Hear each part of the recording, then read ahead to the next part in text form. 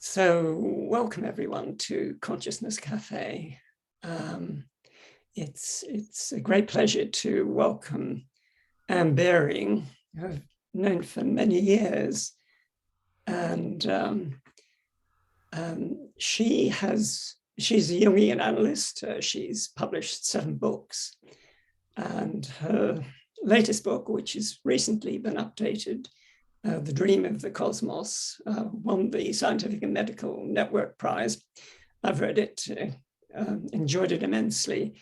She's very much involved in a vision of a new world, and one of the particular themes that is missing, and which is one of her particular loves, is the lack or the presence of a feminine archetype in a world dominated by values which are in many ways destroying it. So it gives me great pleasure to introduce Anne. Anne Baring. Thank you so much, Max. I'm now going to share my screen. Do that.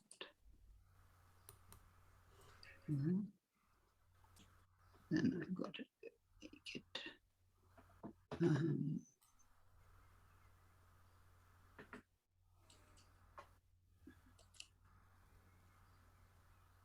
There we are. So it's not going to be easy to birth a new world, as I'm sure you realize.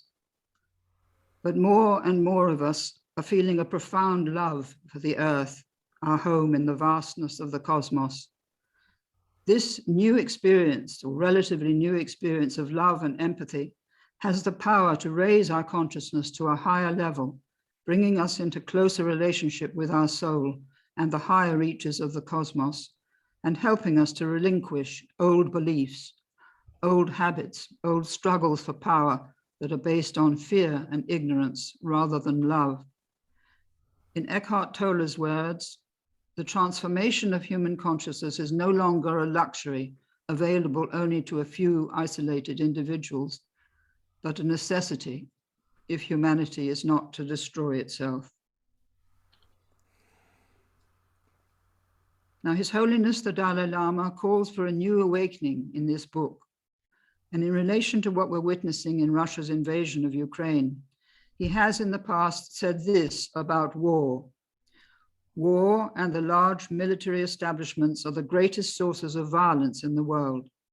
Whether their purpose is defensive or offensive, these vast but powerful organizations exist solely to kill human beings. We should think very carefully about the reality of war. War is monstrous. Its very nature is one of tragedy and suffering. On March 25th, together with other organizations and individuals, he sent out this message to the world. The time to ban and eliminate nuclear weapons is now. It is either the end of nuclear weapons or the end of us. And this brings me to Putin's nuclear weapon. On April 20th, and again on the 9th of May, President Putin was shown boasting about a new long-range Sarmat RS-28 intercontinental ballistic missile. This new weapon can travel 27 times faster than the speed of sound and has a range of over 6,000 miles. It can go over the poles, North or South poles. It carries 15 nuclear missiles, each capable of destroying an entire city. Released together to their different destinations, they could wipe out a country the size of Ukraine or France, which is roughly the same size as Ukraine. There is no defense against it. And I think we need to ask ourselves the question, how have we come to descend into this pit of depravity, to believe that it is morally acceptable under any circumstances to design and create such a weapon? I vividly remember Albert Schweitzer saying when he received the Nobel Prize for Peace in 1954, that in creating these weapons, we had lost our humanity. What we are watching in Russia's invasion of Ukraine are the death throes of the old patriarchal order, whose worst abuses are reflected in Picasso's agonized commemoration of the bombing of Guernica in 1937. For millennia, young men have been sent to fight and have nobly sacrificed their lives on behalf of their nation. But now, if we are to survive as a species, we have to outgrow this ancient habit. So what can we do? We can speak up for the highest moral values which serve and protect life. These values are ancient and universal, and they override loyalty to a nation or a government. Certain governments have betrayed these values by spending enormous sums in the last 75 years on accumulating nuclear and other weapons. They have done so ostensibly in the interests of defense, but also in order to gain greater power over other nations whom they see as rivals in the struggle for supremacy. We need to challenge the belligerent ambitions of the leaders of nations who still covertly prepare for war, spending immense sums of our money on weapons. We have to break the spell of this addiction to power that has inflicted intolerable suffering on humanity and the sacrifice of generations of young men over 4 millennia. Think of the anguish of mothers whose beloved sons do not return to them. Up to 21,000 young Russian men have died so far, 1,000 in one day last week. War is the most lethal wound to women who are the bearers and predominant carers of life. Nobody thinks of mothers when they send men to war. This extraordinary time we're living in is giving us an opportunity to recover the forgotten values which serve and protect life, and so to birth a new world. We are witnessing both the death throes of the old patriarchal order and the birth of a new order that renounces the horror of war and the struggle for power between nations. Change is coming slowly, very slowly, but it's inevitable owing to the increasing pressure of climate change.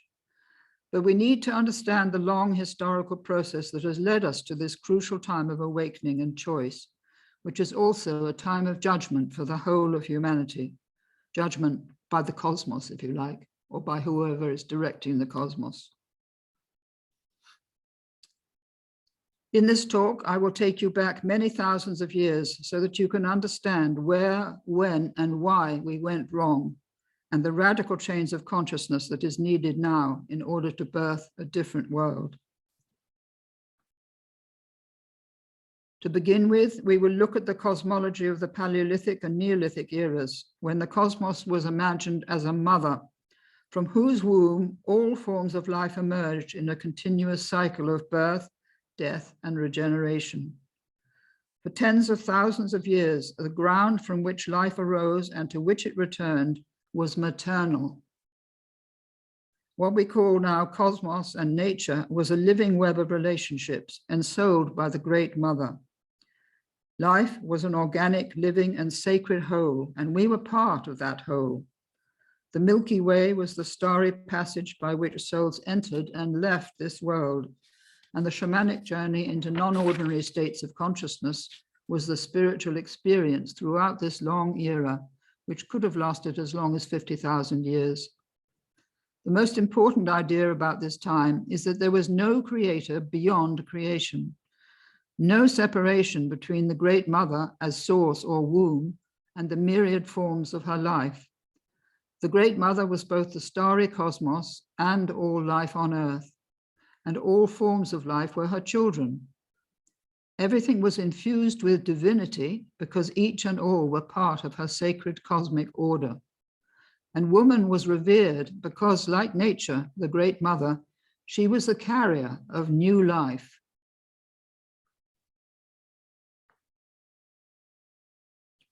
Now, the cosmology of what I call the lunar era, this very early era, was focused on a cyclical process of birth, death, and regeneration that arose from the age-old observation of the recurring phases of the moon, its birth as the crescent, its waxing to fullness, and its waning into the 3 days of darkness. Out of that darkness, the crescent was continually reborn. So light and darkness, life and death were not polarized as they were to become in the subsequent era, but were two phases of a total cycle, always leading to regeneration and a new cycle. Through an expanded consciousness assisted by shamanic practices and the use of sacred plants, people in the lunar era saw their lives as part of the great cosmic cycle of birth, death, and renewal, and knew that although the body died, their soul would take on a new form in another life. They saw the whole of nature as alive with spirit, and they knew how to communicate with water, with trees, with stones, as well as animals, plants, and birds, and how to keep in touch with the ancestors. They had an enhanced participatory consciousness that we, unfortunately, have now lost. Now we can follow the image of the Great Mother into the Neolithic era, 8,000, because 8,000 years ago, and I think this is a fascinating part of what I want to tell you, 8,000 years ago, there was an extraordinary, very early civilization that developed in a large part of Europe, mostly Eastern Europe. It included Romania and Bulgaria, Moldova and Ukraine, as well as southern Italy, Malta, Greece, and Crete. This Neolithic civilization was matrilineal, agricultural, and peaceful. People lived in harmony with nature and worshipped the Great Mother. Now it lasted for 3,000 years. That's 1,000 years longer than our own era.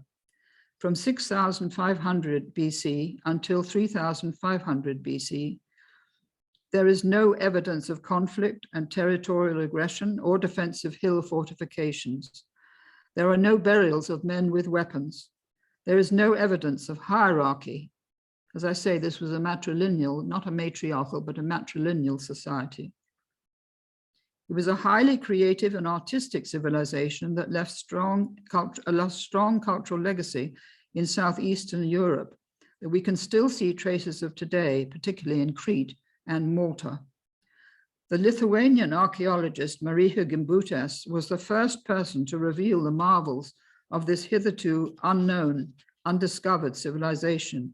And she wrote two wonderful books about it called The Civilization of the Goddess and The Language of the Goddess.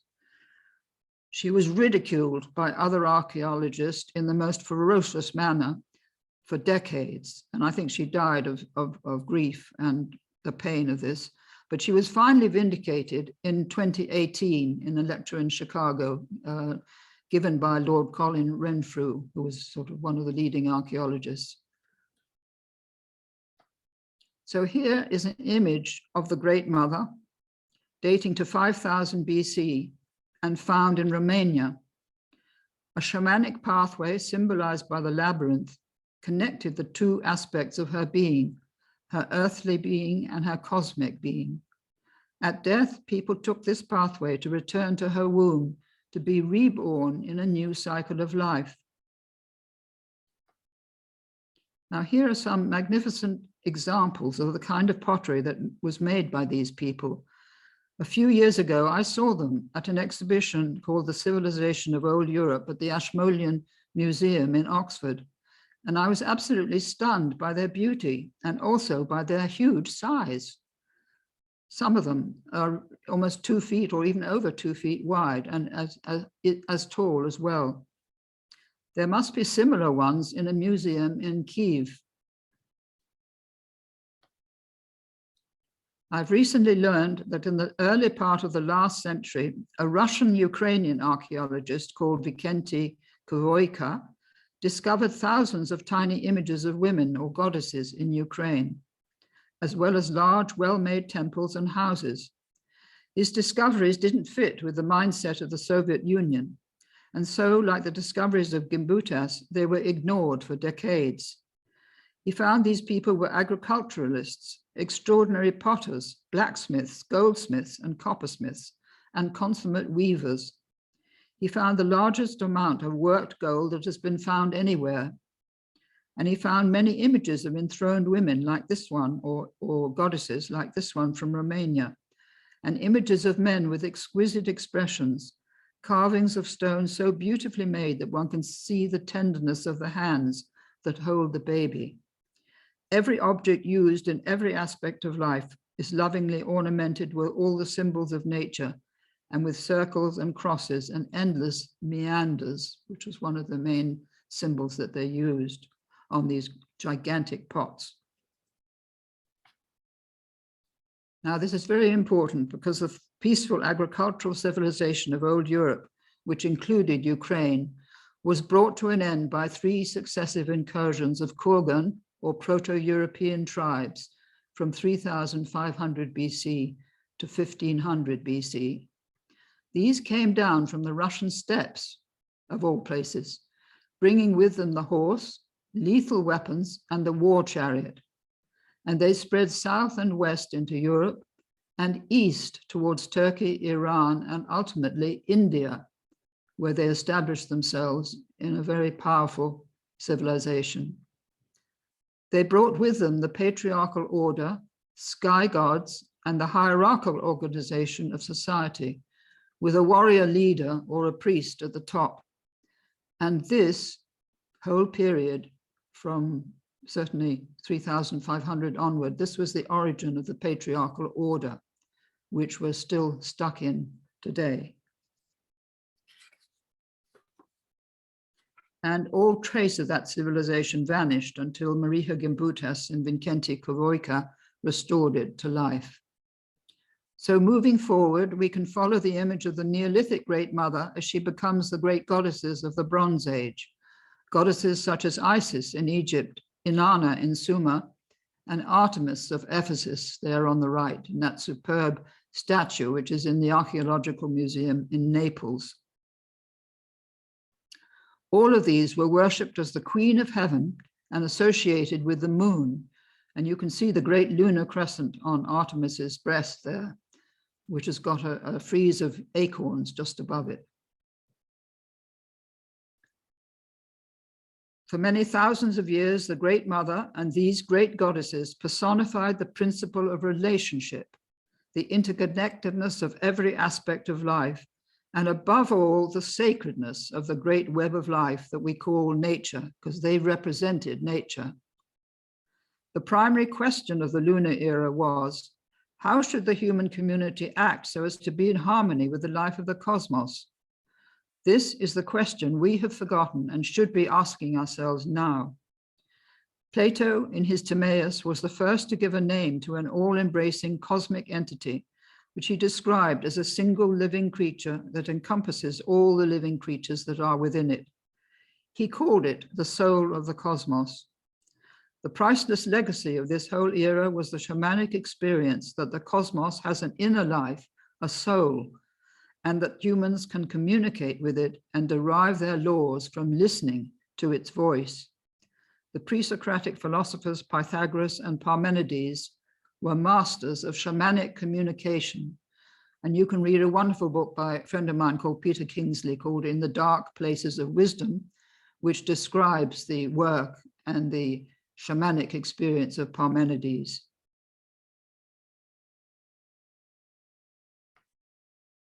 So we carry within our psyche, even today, a very ancient kind of consciousness or experience of life that I call lunar consciousness, and associate with the timeless wisdom of the soul. It is an instinctive, feminine, participatory, relational way of knowing, mediated through the heart, enhanced sensory observation and intuition, that opens the path between 2 dimensions of reality. We need to reconnect with this lost consciousness, principally through the right hemisphere of the brain and the heart, and learn to listen again to what Jung called the spirit of the depths and the voice of the soul. Now we come to the solar era, which started around 2000 BC and has gone up right to the present day. And it's the era which separated us from nature and when the Great Father replaced the Great Mother. So it's a 4,000-year long period, perhaps a little longer, 4,500 if you want to be exact. So moving on to the subsequent solar era, which has lasted over 4,000 years, we find a cosmology that is radically different from that of the lunar era. It is a cosmology of separation, characterized by dissociation, duality, fragmentation, and polarization, which resulted from the conflict between cities and nation states. During this era, the Great Father replaced the Great Mother as the sole image of deity. And because of this, we lost the participatory consciousness that we'd had in the lunar era and the sense that we lived within a sacred order, an insight that has only survived to our time in the indigenous cultures of the world. The focus of this whole era is on the establishment of the patriarchal order, led by male warrior leaders, such as Alexander the Great, or Caesar, if you like, together with the male priesthoods that exist to this day.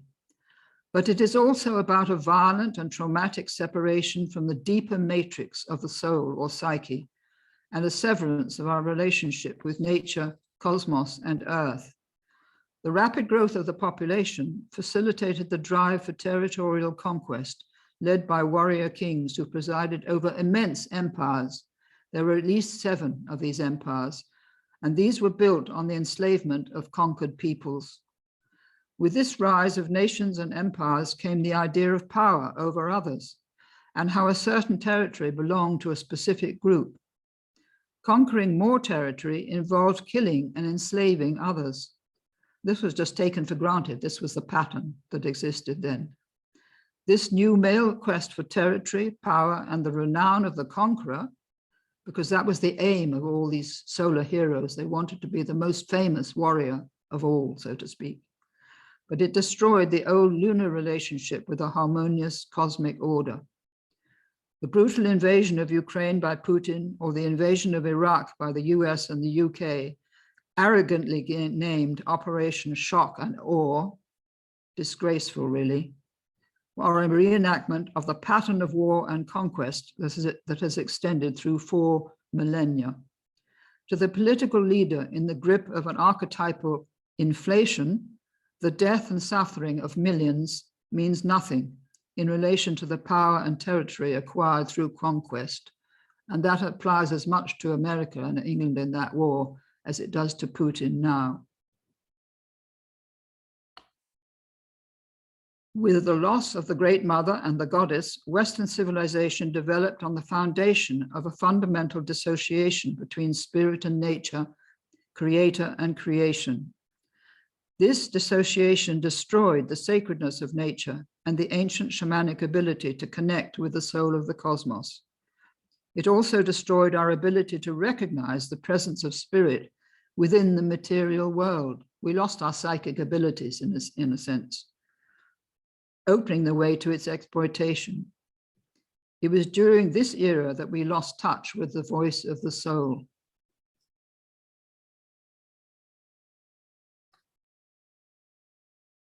Now, 2 immensely powerful and polarizing cosmologies became the major influence on the social, political, and religious history of Western civilization. And the first of these cosmologies was the battle between light and darkness, good and evil, symbolized by the hero's fight for the dragon, with the dragon. This cosmology projected into the world would lead to endless struggles for power. Ultimately, it would lead to the battle to conquer and subjugate nature, identified with the dragon unconsciously, in the service of man. In the patriarchal religions, the feminine archetype associated with the goddess was split off from transcendent spirit. Spirit did not include nature. Nature and the earth were therefore no longer sacred, and man became identified himself with spirit, light, and order, and he identified woman with nature, darkness, and chaos, in summing it up as it happened. 4,000 years ago, man assumed a position of dominance over nature and woman. Woman's voice was silenced. Her former ancient role as priestess and healer was forbidden, and her sole value consisted in her being the carrier of man's seed. This archaic belief still prevails among the Taliban in Afghanistan, who have prevented girls over 12 from attending school and reimposed the wearing of the hated burqa. So you can see how this has survived right up to the present day in certain communities. I may say this started in the Middle East, this whole process. It started with the great empires, and the Babylonian and Assyrian empires, and then the Persian, the Greek and the Roman, one after the other. The key theme of the solar era is ascent to the light and repudiation of the darkness associated with nature. The development of the conscious mind and humanity as a whole, together with its stupendous cultural and scientific achievements, can be recognized as the evolutionary achievement of the solar era. But this achievement was built on the widening chasm that opened between transcendent spirit and nature or matter. This whole process was closely tied into the invention of writing and the power that literacy gave to an elite group of very powerful rulers and priesthoods who deliberately destroyed the shamanic practices and rituals of the older lunar order. I regret to say that Christianity was responsible for destroying very much of this shamanic wisdom, as it were. So as the image of deity changed from Great Mother to Great Father, and the divine feminine was banished from the image of God, our relationship with nature was severed. None of the patriarchal religions taught their followers that we are part of the earth's life and that the earth is part of a sacred cosmic order. In fact, I doubt if they thought about the earth at all. They were too busy thinking about transcendence and how to get to heaven and how to make their congregations conscious of the need to transcend the earthly order, as it were. Particularly also sexuality was part of that thing that had to be rejected. So this led to the gradual de-souling of the world and the crisis that we face now. But there was a second polarizing cosmology that accelerated the loss of the Great Mother and the Great Goddess, and with it our relationship with nature. And this was the myth of the fall of man described in Genesis 2 and 3, not Genesis 1, only Genesis 2 and 3. An enormous change in Hebrew cosmology took place in 621 BC, when a group of priests called Deuteronomists took control of the first temple in Jerusalem. Prior to this, the Jewish people had worshipped both a goddess and a god, a queen and king of heaven, who together had created the world. The Queen of Heaven, whose name was Asherah, was worshipped as the Holy Spirit and divine wisdom, and also as the tree of life, a cosmic tree connecting the invisible and visible worlds, whose fruit was the gift of immortality. Now, those Deuteronomists eradicated all trace of the goddess, taking her statue and that of the great bronze serpent that symbolized her power to regenerate life out of the temple. And they cut down her sacred groves of trees and smashed all images of her. And then they set up their own law, which was based on the law of Moses, so they said. And they then, very cleverly, they were very clever, created the myth of the fall, downgrading the goddess into the human figure of Eve, and bestowing on Eve the former title of the goddess, mother of all living. In this way, the Jewish people lost the image of their goddess, leaving Yahweh as the sole creator God. The only place where the teaching and rituals of the first temple managed to survive was in the later mystical teaching of Kabbalah, known as the voice of the dove and the jewels of the heavenly bride. Now, I only know this because of the research by a wonderful woman called Dr. Margaret Barker, who's written many books about this. She's in the process of writing another that will be shortly published, but it's only through her that I learned of this and what happened in 621 BC and how the goddess was lost and how there was once upon a time a male and a female co-creating the world.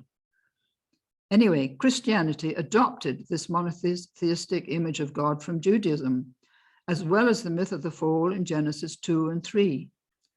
Fast forward to AD 325, when the Council of Nicaea officially created the Christian myth of Jesus as the celibate, immaculately conceived, only Son of God, whose sacrificial death had ensured our salvation and redemption from sin, that sin that was derived from the fall. At the same council, the third person of the Trinity, the Holy Spirit, was also defined as male, so there was no longer a feminine presence in the Godhead. Previously, in both the Hebrew and the Greek world, the Holy Spirit had been feminine. To confirm the divinity of Jesus in AD 451, the Virgin Mary was declared God-bearer or Theotokos. So you can see what an enormous change took place in adapting the Jewish tradition. What happened in Christianity was it lost the feminine archetype. It kept it to some extent with the Virgin Mary, but she was never elevated, at least not till 1950. She was never elevated to the position of the Godhead. So anyway, I thought we might be interested in all this. So in this new patriarchal cosmology, the sole image of deity is the transcendent Great Father. Divine immanence is lost. Earth is designated a place of exile and punishment for primordial sin, and it's no longer sacred. It's a place of punishment. Adam is given dominion over the animals, but he's no longer part of the divine order. He is banished to a world contaminated by the fall and subject to sin, suffering, and death, introduced into the world by the hapless Eve. Now, since Eve was the primary agent of the fall, and because this whole myth was taken literally as a divine revelation, nobody knew that it was the construction of the Deuteronomists. It was divine revelation, and it's remained that ever since. Anyway, Eve took the blame for our banishment from the Garden of Eden, and this led to the unrelenting persecution of women who had the heavy burden of the sin of Eve placed on them by the Christian fathers and generations of Christian priests, criticizing them from the pulpit, saying that they were sinful and the cause of all the trouble that has come in the world. And they were condemned to death at the stake by the Inquisition for consorting with the devil. Thousands of them were murdered in that way. So this immensely powerful myth is the main root of the misogyny that pollutes our culture to this day, giving rise to a deep unconscious suspicion, even a fear of women, and a consequent desire to control and silence them. Although great progress has been made over the last 100 years, women are still struggling to gain acceptance and to put an end to domestic violence and rape, which is far more prevalent today than it was 70 years ago when I was a young woman, which is a horrific fact, awful.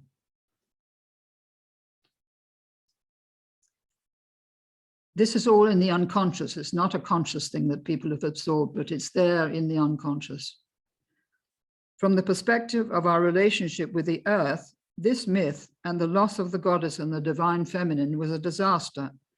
Everything that was once associated with the divine feminine, nature, matter, sexuality, and the whole instinctual aspect of life, was excluded from the sacred. Once again, nature, split off from spirit, was effectively de-souled. We lost the awareness that spirit was active and present in the world, and we lost the sense of living within a sacred order. This myth imprinted us with a negative image of our presence on this planet and placed a heavy burden of shame and guilt, particularly sexual guilt, on our shoulders. I remember sitting in church as a little girl, absolutely hating that myth. And at last I've been able to get it off my shoulders. The monotheistic cosmology of the three patriarchal religions has led to the situation where the earth is no longer recognized as sacred, and we are confronted with the catastrophic effects of the loss of the divine feminine.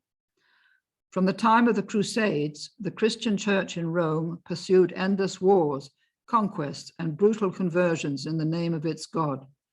We have recently acknowledged the evils of slavery, but it was a series of papal bulls from 1493, that is the time of the conquistadors, that gave the European nations permission to invade, capture, subdue, and enslave the indigenous populations, and to seize all their lands and possessions. Those are the actual words of the papal bull.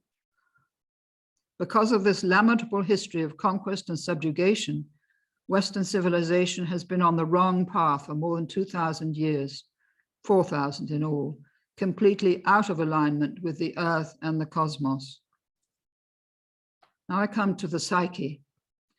Because what's happened is that our conscious mind, that tiny yellow triangle at the top of our total psyche, has become detached from the deeper matrix of the primordial soul, that's all the blue area, out of which it has evolved, and has become more and more inflated, thinking that it's the only person that, or the only element that is of any importance, doesn't know about all this blue part down below. It no longer has any awareness of the psychic depths from which it has emerged, no relationship with nature or the cosmos. The psychiatrist C.D.G. Jung realized that as the conscious mind gained more and more autonomy in relation to the deeper matrix of the psyche, the whole superstructure of consciousness has become disengaged from the age-old matrix out of which it has emerged. Consciousness, thus torn from its roots, he said, possesses a Promethean freedom, but it also partakes of the nature of a godless hubris. So this is the primary trauma that we all carry, this separation of the conscious mind from the depths of the soul, that began with the rise of the powerful empires and priesthoods and the loss of the shamanic ability to journey into the inner life of the cosmos through altered states of consciousness. So belief doesn't cut it. You have to have the ability to journey into the soul, so to speak. The Czech psychiatrist Stanislav Grof has shown through his method of holotropic breathing that memories of trauma that were inflicted millennia ago are still held in the collective psyche. And Thomas Hübl has shown in his book, Healing Collective Trauma, how trauma is like a permafrost that causes us to recreate or reanimate the same events which caused catastrophe before. And we can see this with Putin, completely unconscious of what he's doing. So here's a diagram of Putin's psyche, if you like, possessed by the will to power of the shadow. When the conscious ego has no awareness of or relationship with the deeper matrix of consciousness, it can easily be taken over by what Jung called the shadow and the archetypal powers that exist in this unknown aspect of our nature. Above all, the will to power coming from the instincts, the survival instincts. It is possible to view much that has happened in the world in the past century as a collective psychosis, a state of possession by our unconscious survival instincts, giving rise to the drive for power, control, and domination. One example of this psychosis was America's decision in 1945 to split the atom and develop the atomic and then the hydrogen bomb. From this came the nuclear race and the Cold War with the Soviet Union. From this also came the nuclear weapons developed by the other 7 nuclear powers, with Iran planning to become the 10th nation to develop this demonic weapon. Now we have Putin brandishing his gigantic nuclear weapon. We have been told that these weapons protect us, but they are the greatest threat to our survival, as the Dalai Lama has pointed out. Now, the Minotaur is a timeless image of what can happen to any one of us when the conscious mind is taken over by the will to power of the unconscious aspect of our nature. Technically, this is called archetypal inflation. We regress into predatory behavior, and one see that with what's happening now, how predatory it is, and how the prey, in this case Ukraine, has to fight for survival. When this happens, we will not hesitate to sacrifice whatever and whoever stands in our way in order to achieve our goal. And this applies to any of the so-called great powers of the world, but it also applies to any one of us who is determined to impose our will or the will of our group onto others. And we can see this quite clearly in our own society at the moment. When this happens, as this image illustrates, the feminine value is sacrificed. We lose the priceless evolutionary achievement of relationship with and respect for others. We become unable to listen to others and to hear their voice. So here's a quote from Jung, who said that God's powers have passed into our hands. The powers themselves are not evil, but in the hands of man they are an appalling danger, in evil hands. The splitting of the atom in 1945 was acclaimed as a great scientific advance, but from the perspective of a sacred order, it was a rape of nature and matter. The subsequent bombing of Hiroshima and Nagasaki, obliterating the lives of millions of civilians, was an unforgivable crime against a helpless civilian population. It was at this point that, in Albert Schweitzer's words, we lost our humanity. My mother was warned in channeled messages at this time that the splitting of the atom would lead to the splitting of the human psyche and to mass insanity. And that insanity is reflected today in the ruthless struggle for power between the three great powers in the world, America, Russia, and China, each of which is still locked into the survival instincts which direct the drive for dominance, preeminence, and control through the stockpiling of weapons. What is missing in these polarizing situations of archetypal possession is the feminine principle, whose highest expression is the image of the Grail. Calling on this image of the sacred feminine can help us to disengage from a state of possession. And this is also where the mothers, speaking about their anguish and their anger at their sons being sacrificed in the hell of war, could also have a profound effect on defusing a polarized situation. I'm still hoping that the mothers of Russia will get together as they did over Chechnya and also Afghanistan and say, this is enough, we will not send our sons to fight in these wars. And it had the desired effect. Russia withdrew in both cases. Over recent centuries, we've reached dazzling heights of scientific, medical, and technological advances which have transformed the physical conditions of our lives on this planet and facilitated a phenomenal expansion of our ability to express the creative genius of our species in many different areas and to communicate with each other. But we have also suffered a catastrophic loss of soul, a loss of the ancient awareness of the sacred interweaving of all aspects of life, a loss of the sense of participation in the life of nature and the life of the cosmos, and despite all our religions, a radical misunderstanding of the nature of God. The whole foundation of our lives is missing because we have become disconnected from the cosmos.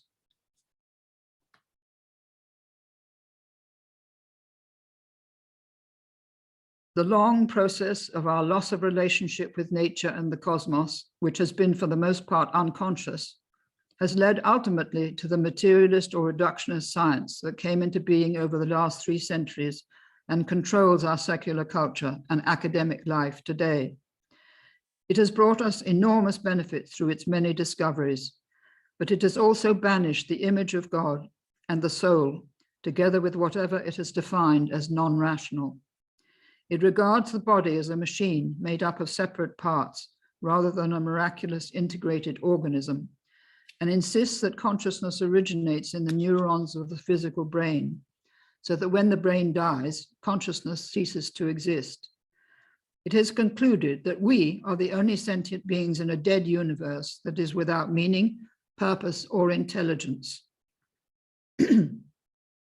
We are basically biophysical machines with no free will. This bleak cosmology, taught in our schools and universities for over 100 years, has taken on the power and absolutism of an ideology, and no image describes it better than this painting of the Cyclops, or one-eyed giant, painted 100 years ago by Odilon Redon. In our secular culture, the rational human mind has virtually replaced God and no longer recognizes a dimension of reality beyond the material universe, nor any form of consciousness transcendent to its own. This materialist view of reality, presented as incontrovertible truth, presents one huge problem. We are the only sentient beings in a lifeless universe. As observers, we are separate from the life of nature and the life of the universe, which have no sentience between them. These beliefs offer no foundation for morality, which is increasingly vanishing from our world, and no foundation for relationship with the earth and the cosmos. They reduce us, as Yuval Harari has charmingly put it, to no more than hackable animals. Is it surprising that so many people are showing symptoms of mental illness and are driven to drugs and suicide because they feel their lives have no meaning and no value? According to the psychiatrist Dr. Ian McGilchrist, who has many brilliant talks on YouTube, we have become prisoners of the literal left hemispheric mind, which over centuries and millennia has gradually closed down access to the imaginative right hemisphere and has led to the disastrous misinterpretation of reality that is reflected in scientific materialism. And I'm sure that all of you in the audience know Dr. McGilchrist's books, The Master and His Emissary, and the most recent one, The Matter with Things. I won't spend time explaining this because you can look it up on Google to find a map of the two hemispheres. Now, if there is a single idea that is facilitating subjugation of nature and the devastation of the planet, it is the belief that the earth has no consciousness and that we are separate from its life. However, we are now beginning to awaken to a totally different relationship with the earth. Birthing a new story is an evolutionary imperative at this time of unprecedented crisis. A new story that can free us from the scientific beliefs and the left hemispheric perspective that have increasingly imprisoned us. Without this awakening, we have no future as a species, and probably we'll have a few hundred years, and that's all. Imagine the planet with a ring of light around it, composed of all the people who are trying to bring this new paradigm or this new view of reality into being, with the relationship with the earth at the heart of it. Now, I've described to you at great length the pathology of the solar phase of separation and a patriarchal order that had no connection with the feminine, indeed that had the greatest contempt for it. We have had a religion story and a science story, neither of which has given a complete picture of our origins, our nature, and our role or destiny on this planet. At this time of supreme crisis, something is beginning to shift in our species, and the soul of humanity is stirring to life from its long trance-like sleep. The feminine archetype is coming back into our consciousness, bringing with it a new revelation, symbolized by the woman standing in front of the tree of life, holding a child, and painted by my husband. As this soul impulse gathers momentum, the marriage of our rational mind with our long silent soul is just beginning to change our perception of reality. So how do we recover our lost sense of being part of something totally sacred? In chapter 10 of my book, The Dream of the Cosmos, I have defined the feminine as a totally different worldview or paradigm of reality, a perspective that regards this planet as part of a sacred cosmic order, whose precious life we are meant to protect and to serve, not to exploit. The feminine requires a radical transformation of our understanding of life and our relationships, relinquishing the millennia-long struggle for power between nations and manifesting as a new planetary consciousness which recognizes the interconnection and interdependence of all aspects of life, including ourselves. Like the magma of the Earth's core, the long repressed feminine principle is rising to meet the masculine one in response to a deep soul impulse to balance and marry these archetypal energies within ourselves and within our world in order to create a new kind of civilization, one that is not destroyed by rivalry between nations, but is raised to a higher level by cooperation between them in service of the planet. We tread a path which is on the knife edge between birthing this new vision and regression into barbarism, perhaps the annihilation of our species on the other. Now I'm coming to a totally different subject, which is quantum physics. A door is opening onto a new story, which astonishingly is coming to us from unified physics, as defined by physicist and cosmologist Nassim Haramein. who says this: "A new cosmology is being born, a new vision of our profound relationship with a conscious, intelligent, and interconnected universe." He compares the astounding recent scientific discoveries to the unfolding of the petals of a rose, like the one in this picture.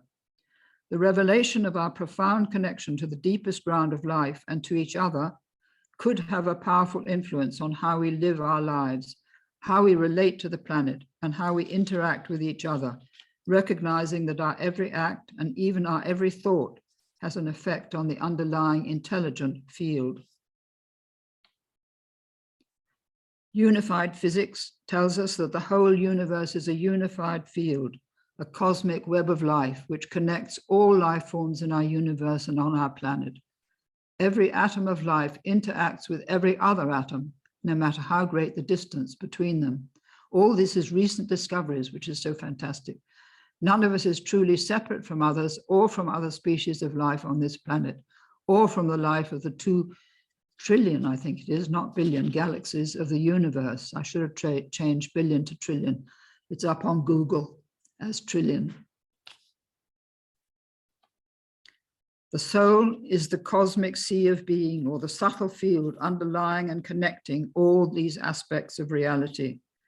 This new quantum cosmology shows us that the material world exists within a stupendous field of consciousness that is the ground state of the universe. Our human consciousness is part of the consciousness which sustains not only our world, but the entire universe. Each one of us carries the holographic imprint of the universe within us, which is miraculous in itself. I don't understand it, but that is apparently a fact. No matter what our race, nation, gender, or caste, each one of us is a part of the living, breathing, connecting web of life which underlies and connects all life forms in the universe and on our planet. I call this web of life the soul of the cosmos, but scientists prefer to use the scientific word field, which is perfectly natural for them to do that. Now, quantum physics tells us that our world of matter, there's no slide I could find to illustrate this, is like a visible foam resting on a very deep ocean of light that permeates every cell of our being. We are not only connected with each other through the astonishing reach of the internet, but through the infinitesimal particles of subatomic matter that are non-locally connected with each other throughout the universe. In our essence, we are beings of light, cosmic beings incarnated on this planet for an evolutionary purpose. And we've probably had many, many lives, even thousands of lives here before this one. All life at the deepest level is essentially one, and each of us is an expression of that one and inseparable from it. The realization that we participate in a cosmic consciousness that is the source and ground of our own consciousness is shattering the belief that material reality is all there is, that we exist in a randomly created universe, that our consciousness ends with the death of the physical body, and there is no life beyond death. These discoveries challenge the assumption that we humans are the only conscious beings in the universe, and that we are separate from it and from the life of all species on this planet, and that the universe is without life, intelligence, purpose, or meaning. In the nick of time, we are moving from a story of a dead, insentient universe to a universe that is vibrantly alive and the ground of all that we call life. The new story gives us a new image of God or spirit, which I've described in chapter 17 of my book, The Dream of the Cosmos. The old image of God as a distant male creator in a place called heaven is undergoing an alchemical transformation. God or spirit or divine mind may be the invisible ground of the entire manifest universe and the ground of our own consciousness. That is, if you believe in God as I do. Divine mind may not be separate and distant from us. We may be within it, coexisting and co-creating with it. This to me is one of the great revelations of our time. If God or spirit is the intelligence and the creative energy of the life process itself, pulsing forth at every instant in every region of this vast universe, then how we treat so-called inanimate matter, planetary life, and each other becomes a matter of how we are treating God. In splitting the atom and creating weapons of mass destruction, and in killing others who are our soul brothers and sisters, we are mutilating and desecrating the body of God. Now, I want briefly to summarize the quintessence of Nassim Haramein's discoveries, which are not only his, but many other cosmologists and physicists as well. He says that beneath the visible universe is an underlying electromagnetic field or matrix, like a fabric woven of energy, or a lattice or a web. There is no such thing as empty space. Space is full and it is seething with energy. We can't separate consciousness from this field because the field itself is consciousness, imprinting, exchanging, and transmitting information every nanosecond. Consciousness orders and organizes the field and its complex interconnected systems at all levels, and the universe and the evolution of the universe itself. We are part of this stupendous organization of energy, part of that consciousness. In the words of physicist and cosmologist Dr. Jude Currivan, we don't have consciousness, we are consciousness. We don't have consciousness, we are consciousness. And he says that we can't really separate so-called inanimate matter, animate self-organizing systems like plants and animals, and self-aware organisms like ourselves. All may come to be seen as integrated components of a continuous evolutionary path of information or consciousness, growing and unfolding through what we call time. And he says that the entirety of space-time is full of fields, from the electromagnetic field of a single atom to that of each cell in our body, to the heart's electromagnetic field, to the fields of the earth or the sun and the 200 trillion galaxies. The whole of what we call space is full of electromagnetic fields of different magnitudes interacting with each other. Even the atom is a field, and the proton and electron within it are also fields. And this diagram shows the extent of the electromagnetic field of the heart, which is connected to the electromagnetic field of the earth when we are connected to our heart. And the HeartMath Institute gives exercises on how to connect with our heart, which are very effective and helpful. Now, he says that there are 100 trillion cells in our body and 100 trillion atoms in every one of these 100 trillion cells. Each one of these atoms contains a proton, and each proton holds trillions of Planck units. Everything is connected through these Planck units.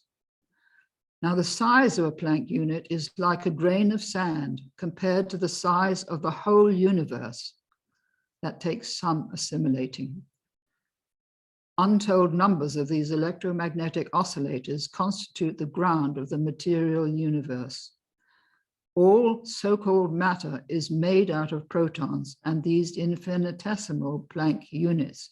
And it's through the Planck units that we are connected to each other and to the entire cosmos.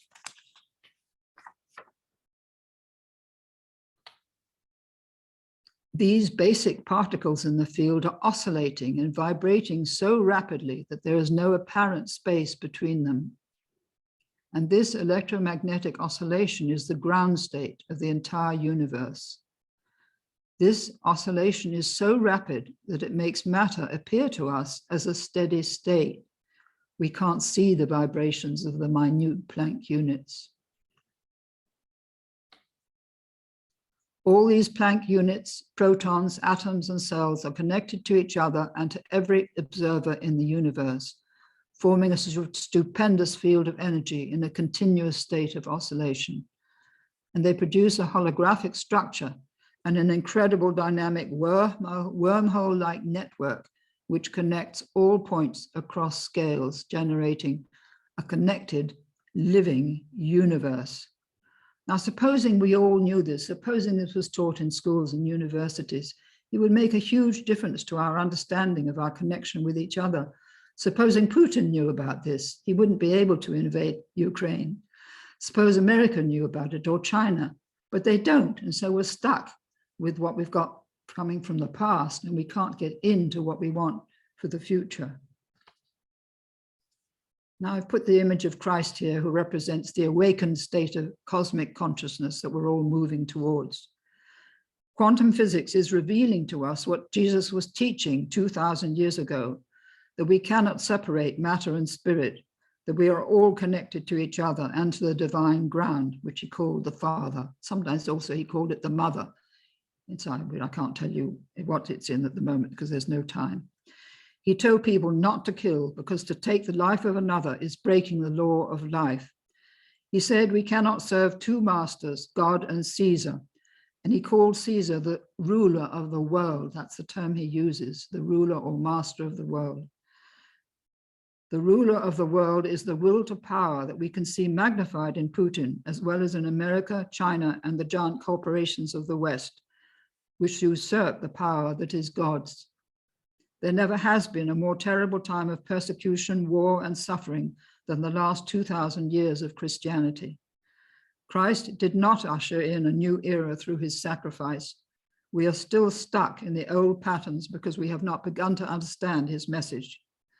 Yet the way the new consciousness is arising is very similar to what happened in early Christian communities before the Emperor Constantine took over Christianity in the 4th century and made it part of the empire. These words from a recent book by Christopher Beisch, recording his psychedelic visions over a 20-year period, give us a small glimpse of what is happening beneath the surface of our culture.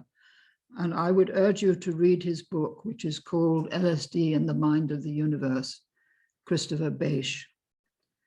The great difficulty I have is describing the enormity of what is being birthed. The true focus of this creative process is not individuals, but all humanity. It is actually trying to awaken the entire species. What is emerging is a consciousness of unprecedented proportions, the entire human family integrated in a unified field of awareness. The species reconnected with its fundamental nature, our thoughts tuned to source consciousness. This unified field did not suffocate individuality, but liberated it into new orders of self-expression. The scale of what I was witnessing took my breath away. I saw humanity climbing out of a valley, and just ahead on the other side of the mountain was a brilliant sun-drenched world that was about to break over us. The time frame was enormous.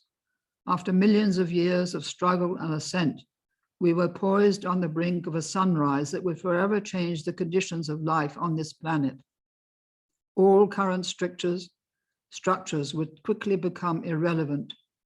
All truths would quickly be rendered passé. Truly, a new epoch was dawning, and the lives of everyone living in this pivotal time in history were helping to bring about this global shift. Now I'm coming to the end. So I would sum up by saying divine spirit, this is my own personal view, is the core of our being, and the soul is the intermediary between spirit and body. The body is the temple of the soul and the means of our being able to incarnate on this planet. Without the body, we can't do it. At the same time, it offers us access to the many dimensions of the inner universe and the experience of the divine spirit within us. The more we develop the capacity for love and reverence for life, the more we are in touch with this divine spirit.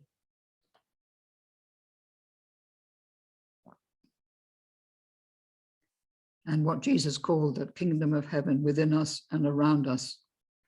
So the new story is about relinquishing the fear of death, knowing that we survive death and that we are in our essence immortal beings. And the new story tells us that cosmic light and love are the foundation of our being, of our consciousness, our intelligence, and our capacity for love. So imagine this new revelation being born in our heart, like the unfolding petals of a rose. The forgotten vision of the lunar era is returning to us at a higher turn of the spiral of evolution. We need to connect with who we truly are and hold the highest possible vision of what we want for the life of this planet. If the whole universe is one integrated living organism, one symphony of cosmic sound, then we are part of that whole. And like the rose, we participate as co-creators in the unfolding of our life in this miraculous evolutionary process. At the heart of the cosmos is a love of unimaginable dimensions, a love that created and sustains the entire universe and is the origin of our own capacity to love and to create. To know this is to enable us to heal the pathology of the past. And to know this is the secret longing of the life that lives us. So thank you very much. And I will now come out of this. Escape. So there we are, Max. I said it would be strong, and it was strong. That was a wonderful talk, Anne. Truly wonderful, profound wisdom. And I will now stop recording as you requested. Is that right? Yes, thank you very much. Okay. Yes.